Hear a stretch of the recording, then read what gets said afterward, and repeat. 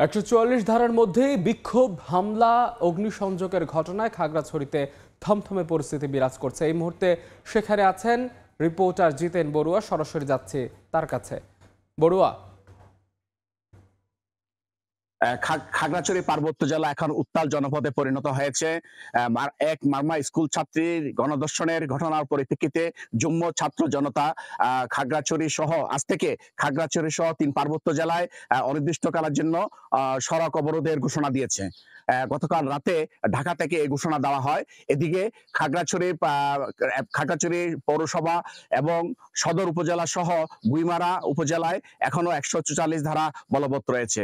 এদিকে গতকালকে দুপুরে ১৪৪ ধারা ভঙ্গ করে গুইমারা এলাকায় গুইমারা উপজেলায় একটা সহিংস ঘটনা ঘটে।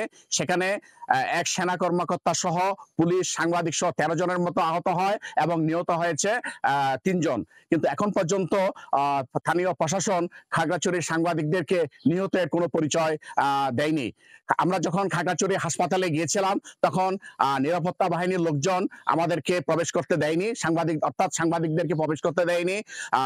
হাসপাতাল কর্তৃপক্ষ জানিয়েছে ঊর্ধ্বতন কর্তৃপক্ষের অনুমতি ছাড়া নিহতদের বা যে লাশগুলো খাগড়াছড়ি হাসপাতালে আনা হয়েছে তাদের কোনো পরিচয় দেওয়া যাবে না।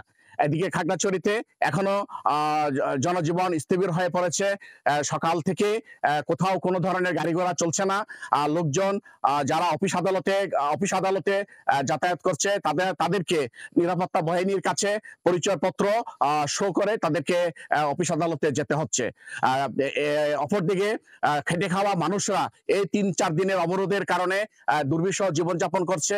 অনেকের বাসা বাড়িতে কোনো খাবার দাবার নেই, তারা মানবতর জীবনযাপন করছে, ঘর থেকে বেরোতে পারছে না। অপরদিকে যারা শ্রমিক, বিভিন্নভাবে খেটে খাওয়া মানুষ, তারাও কর্মক্ষম হয়ে কর্মহীনতা হারিয়েছে। সর্বদিক থেকে খাগড়াছড়ি এখন একটা ভীত সন্ত্রস্ত নগরীতে পরিণত হয়েছে। এই পার্বত্য জনপদের মানুষ এই সহিংস ঘটনার অবসান চায়। এই ছিল আমার কাছে আজকের সর্বশেষ। খাগড়াছড়ির সবশেষ খবর জানাচ্ছিলেন সহকর্মী জিতেন বড়ুয়া।